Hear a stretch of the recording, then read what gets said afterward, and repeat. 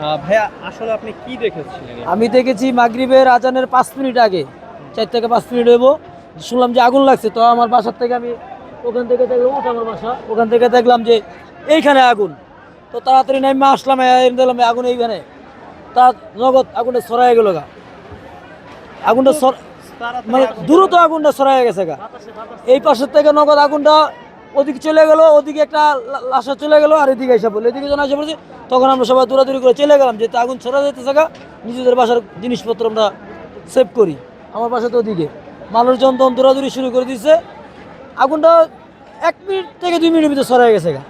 কেউ বাসা জিনিস জিনিস বাইরে তো জীবন বাঁচবো না। আপনি যদি জিনিসের আশা করেন, আগুন তো কয়েক সেকেন্ডের ভিতরে মনে করেন ছড়ায় জায়গা।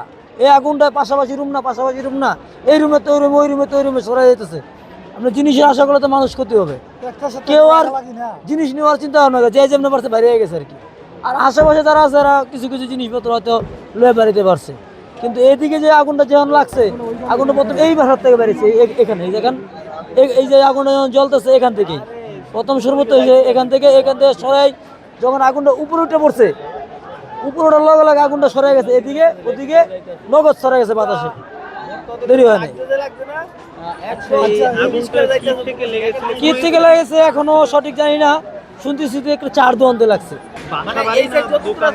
এখানে দোকান আছে, প্রত্যেকটা রাস্তার সাইড দিয়ে দোকান আছে, প্রত্যেকটা রাস্তার সাইড দিয়ে দোকান আছে, সবগুলো দোকান বাসা, দোকান বাসা। ওই চাউলের দোকানে গোডাউন আছে অনেক, যেহেতু বাজারের সাইড। এটা হলো মেন বাজার, এটা হলো মেন বাজার, বউ বাজার যেটা বলে, এটা হলো বউ বাজার। বনানী, গুলশানের এই এলাকার মহাখালী সবাই এখান থেকে বাজার করে। বড় বাজার, ছোটখাটো বাজার না এটা বাজার। এদিকে সব মুদির দোকান আসলো, ওখানে মুদির দোকান আসছিল, চার দোকান আসছিল, কসমেটিকের দোকান ওই সাইডে আছে, এখানে কসমেটিক দোকান আছে, এটা ফার্নিচারের দোকান, ঠিক আছে, ওটা লন্ড্রি, এটা সেলুন, এগুলো সব দোকানই। রাস্তার যত সাইডে রাস্তা দেখেন সবগুলো রাস্তা সাইডের দোকান।